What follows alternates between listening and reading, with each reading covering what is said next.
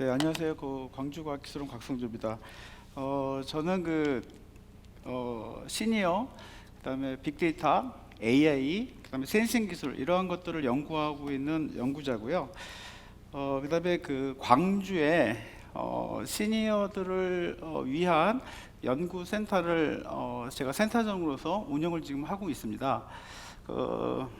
그래서 일단 저는 관심사가 이런 시니어들에 대한, 어른들에 대한 생활 이런 것들을 굉장히 관심이 많았었고요. 그래서 오늘 제가 얘기할 거는 이런 시니어들 대상으로 사회 문제와 과학 기술이 어떻게 매칭이 돼서 이걸 좀 극복할 수 있는 방법이나 혹은 제안을 이렇게 하고자 하는 겁니다. 이게 시니어라는 문제가 사실은 저도 이제 지난 세월을 보면 중고등학교 다녔을 때가 엊그저 같았는데 할아버지 할머니에 대한 것은 제가 상상을 못했었거든요. 근데 이렇게 정신없이 살다 보니까 어느덧 시니어를 걱정하는 그런 나이가 좀 접어들었나 좀 생각해 봅니다. 고등학교 동창들 봐도 머리가 이제 백발 친구들이 더 많고, 물론 이제 나이가 돼야지 그 관심도 갖기도 하지만 그 전에 과학기술이 어떻게 발전을 해서 어떻게 접근을 해가지고 이러한 문제를 좀 해결할 수 있는가, 이러한 주제를 가지고 한번 말씀해 보도록 하겠습니다. 일단 저는 사회 문제 중에 여러 가지 사회 문제 중에 하나를 저는 어떻게 보냐면 고령화, 특히 시니어에 대해서 어떻게 생각을 하냐면 의료 서비스 혜택이라고 보고 있습니다. 이유는 뭐냐면 제가 얼마 전에 파주에 제 친구가 아파트를 하나 샀어요. 그래서 집들이 겸 놀러 갔는데 그 친구는 최근 이혼을 해서 혼자 삽니다. 자식도 없고. 그런데 너무 경치가 좋고 또 새 건물에서 되게 좋았는데 무슨 문제를 이야기하냐면 병원이 없다는 겁니다. 파주에 대형 병원이 없으니 몸이 아픈 걸 대비해서 향후에 서울로 다시 가야 되겠다 이런 말을 하더라고요. 서울에서 사는 저는 병원이 서울은 굉장히 많은데 파주는 없구나 라는 걸 알게 됐고요. 그리고 제가 지금 근무하고 일하고 연구하고 있는 광주에서도 마찬가지로 대형 병원이 있지만 지금 모니터에서 보이듯이 권역별로는 굉장히 미비한 상태입니다. 보시면 알겠지만 종합병원 저희 2018년도 발표된 건데요. 보시면 서울하고 경기권에 집중이 되어 있습니다. 그러면 나이가 들어서 시니어가 돼서 나이가 들어서 좀 더의 미래를 생각해 봤을 때 가장 걱정스러운 부분이 치매도 있고 어쨌든 노화되는 여러 가지도 있겠지만 신체 노화에도 굉장히 걱정들을 많이 합니다. 그리고 또 예전같이 또 본인들의 자식들이 이렇게 케어해주고 이런 게 아니잖아요. 요양원 보낸다든가 이렇게 해서 또 자녀분들도 생활을 해야 되기 때문에, 그래서 특히 지방에 사시는 시니어들은 굉장히 그런 것에 대한 고민이 되게 많이 있습니다. 그래서 지방 사시는 분들의 가장 큰 핵심은 뭐냐면 의료 서비스를 서울에 있는 사람들과 마찬가지로 어떻게 잘 받을 수 있을까, 이러한 것들을 고민들을 많이 합니다. 그래서 요즘에 집값 굉장히 중요한 이슈가 됐는데 그런 것들도 하나 작용하지 않나 이렇게 좀 생각을 해봅니다. 그래서 어쨌든 간에, 그리고 또 이런 게 왜 대풀이 많이 되냐면 생산력 있는 친구들이 2019년 자료를 보더라도 굉장히 많이 아직도 서울로 많이 진입을 합니다. 그러니까 계속 악순환이 되는 거죠. 그래서 이러한 문제를 과학기술을 어떻게 좀 해결하고자 하는 이슈가 제가 지금 연구해야 되는 내용 중에 하나고요. 또 하나는 지방권 갈수록 이렇게 대형화된 복지 시설이 많이 있습니다. 그러니까 서울 같은 경우에는 집값이랑 땅값 때문에 이게 좀 작은 것들이 이렇게 많이 모여 있는데, 지방 같은 경우에는 1지역, 2지역, 3지역 이렇게 해서 큰 대형화된 복지관이 많이 운영되고 있습니다. 그래서 저는 이제 오늘 얘기 중에 하나는 그러한 복지관에서 어떻게 과학기술이 이루어졌으면 좋겠다라는 주제를 가지고 말씀을 해드리고자 합니다.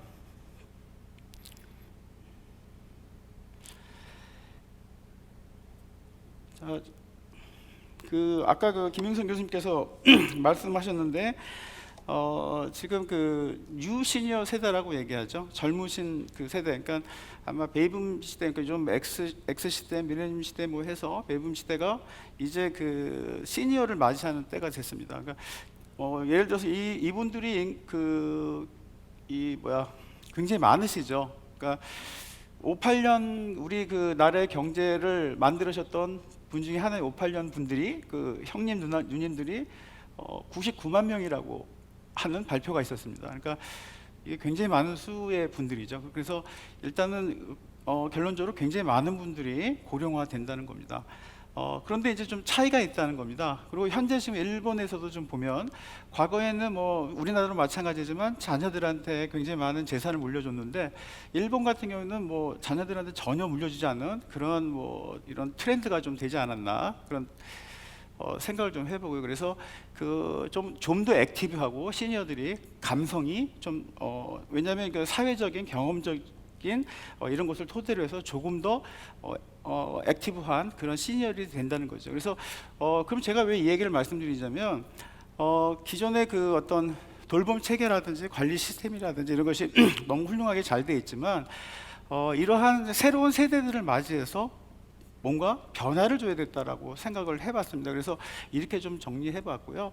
그다음에 뭐 엔터테인먼트가 가미된 그러니까 복지관에서 이런 데일라이트 케어를 하는데 어떻게 어떤 변화를 가져서 어떤 앞선 프로그램을 도입을 해서 이분들의 생활에 직접적인 영향을 끼칠 수 있나 이런 것이 좀 필요하다는 얘기가 있겠고요.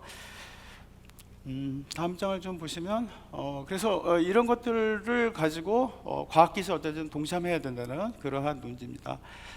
그리고 지금 제가 보면 지금 권역별로 지금 이랜드 복지관 같은 경우에는 뭐 목포 쪽에서 지금 운영되고 있는 건데 이것도 대형 그 복지관입니다. 그다음에 두 번째 광주 치매센터라고 있는데 이거는 이제 뭐 그 치매 관리라든가 뭐 면역 체계라든가 그다음에 인프라 뭐 이런 것들을 따로 연구하는 그런 기관이고요. 저런 그 광주 치매 같은 경우에서는 권역별로 굉장히 많은 일들을 좀 하고 있는 주체가 되겠습니다. 그다음에 남구 노인 복지관 같은 경우에서도 교육이라든가 이런 프로그램을 통해서 굉장히 또 노인 사회 활동 뭐 이런 것들을 갖다 굉장히 많이 주고 있고요. 그다음에 찾아간 동주민센터 같은 경우에는 직접 방문을 해서 뭐 간호 서비스를 한다든가 복지 상담을 한다든가 그래서 이러한 서비스를 제공하는 실태입니다.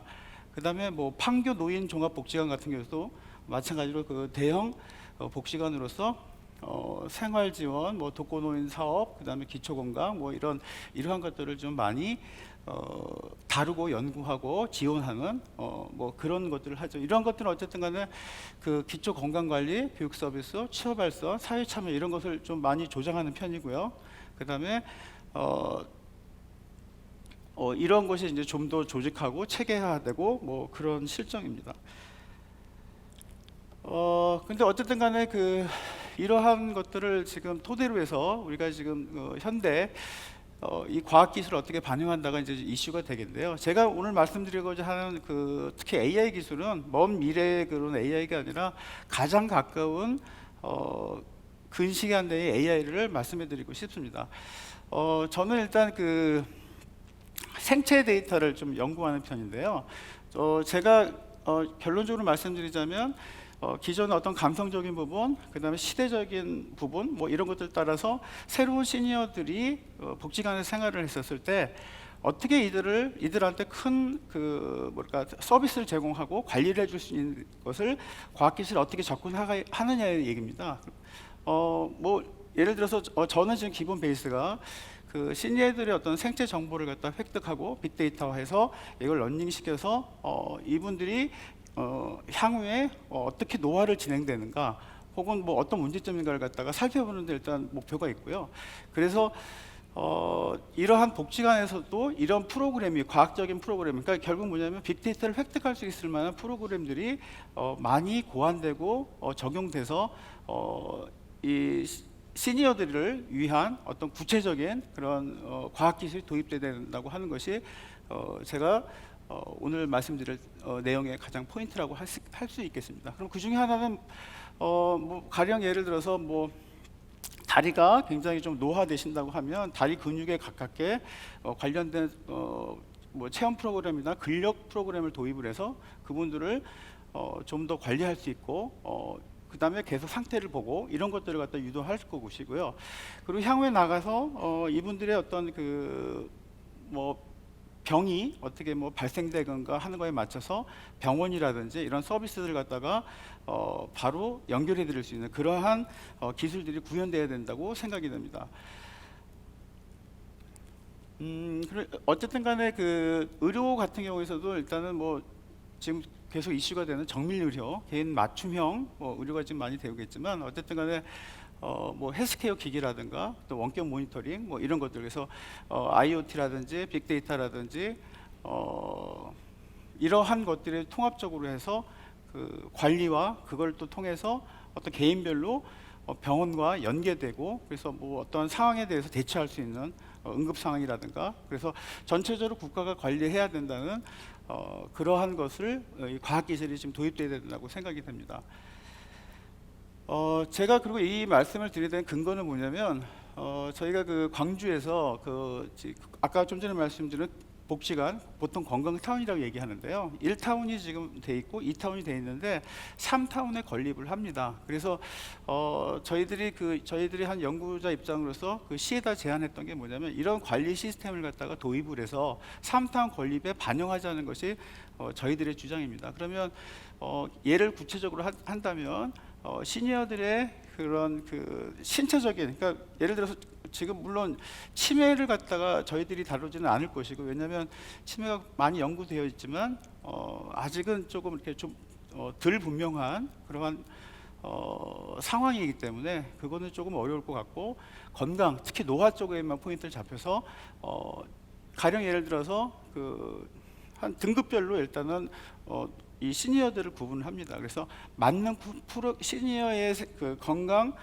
정도에 따라 거기에 적합한 프로그램들을 개발하고, 특히 이제 아까 말한 그 새로운 세대에 적합한 감성적인 프로그램이 도입돼서 이분들에 대한 건강 상태를 갖다 관리를 해주는 거죠. 그래서 구체적인 거는 그 병원이랑 연계돼서 저희 그 광주 같은 경우에는 조선대, 전남대 뭐 이런 대형 병원이 있는데 거기에 뭐 예약이라든지 뭐 이런 것들, 그러니까 우리가 조금 우리가 사회가 좀 약간 제도화되고 이게 정형화됐기 때문에 뭐 일반적으로 아프건 안 아프건 어느 시점에 뭐 검진을 받고 하잖아요. 그래서 이런 것이 많이 된다면 일상생활 속에서 이분이 뭐 시간이라든지 그다음에 뭐 어떤 뭐 다른 것들이 구애받지 않고 이 사람 시니어 하나하나들의 개인별로 이 의료 서비스를 받을 수 있다는 그런 프로그램이라고 할 수가 있겠습니다. 그래서 근데 여기 지금 가장 큰 중요한 건 뭐냐면 그 우리가 그 생체 데이터를 획득하는데 지금 뭐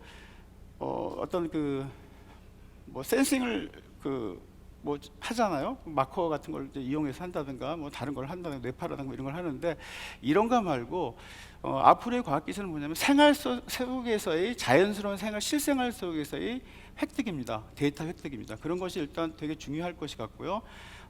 그 다음에 이제 또 요즘에 그 AI가 어떻게 그 시니어에 접근하느냐의 가장 첫 번째는 생체 데이터를 빅데이터 하는 겁니다. 그 빅데이터가 있어야 AI가 작용될 것이고요. 그래야 딥러닝이 될 것이고요. 그래서 우리가 흔히 알고자 하는 예측, 진단, 그 다음에 적용에 대한 것을 할 수 있기 때문에 이러한 골자로에서 이루어져야 되지 않을까. 그리고 또 개인별로 또 그래서 광주 어느 지역에는 허리 아픈 환자가 몇 명이 있고 향후에 어떻게 될 것이니까 의료진도 이렇게 준비를 해야 되고 의료 서비스도 어떻게 해야 되겠다. 이러한 것들이 매칭이 돼야지만 조금 더 개선되고 또 미래지향적인 그런 건강한 노인들의 시니어들의 삶을 우리가 관리할 수 있다라고 판단됩니다. 그래서 어쨌든 간에 그 시니어 맞춤형 건강 프로그램이 일단 시급하다고 할 수 있고요. 그래서 건강관리 축적 데이터베이스 기반으로 지역 병원 연계 통합적 의료 예약 관리 추적 이러한 시스템이 구축돼야 된다고 하는 것이 오늘 제가 주장하고자 하는 내용의 핵심입니다. 그래서 어쨌든 간에 이런 그 시니어들에 대한 데이터 획득 같은 경우는 굉장히 중요한 문제가 되고요. 더 미래의 시니어들을 위해서도 이 빅데이터가 일단은 차곡차곡 잘 쌓여야 된다라고 생각됩니다. 그리고 또 이런 거를 건강관리 서비스, 또 그래서 어떤 의료비 절감 이런 것들이 좀 되겠죠. 그래서 특히 또 지방 같은 데는 아까 처음에 말씀드렸지만 지역 균등 발전이라는 그런 사회적인 주제에도 좀 적합하지 않나라고 한번 생각을 해봅니다. 그래서 어떻게 그러면 그 아까도 말씀드렸지만 여기서 가장 그 문제점이 되는 거는 실생활에서 빅데이터를 어떻게 생체 데이터를 어떻게 획득하냐가 가장 큰 문제가 되는데요. 센싱 기술이 요즘 많이 발달됐고, 그다음에 뭐 무게를 신체 무게를 에 따라서 신전도 근전도 뭐 이런 것들도 다 획득할 수 있는 그런 시대가 많이 됐기 때문에 그런 부분에서 과학기술을 하면 더 많이 발전하리라 생각이 됩니다. 그리고 또 말씀드릴 거는 AI가 시니어를 어떻게 적용할 수 있을까에 대한 거는 저는 빅데이터라고 생각합니다. 생체 데이터를 획득이 가장 중요하다고 생각을 하고요. 그런 데이터 획득은 이 평상시 생활 속에서 획득이 돼야지 된다라고 생각합니다. 그래야 다음 시니어들을 위해서 저희들이 준비를 할 수 있지 않을까 이렇게 생각해 봅니다. 저는 오늘 발표 여기까지 하겠습니다. 감사합니다.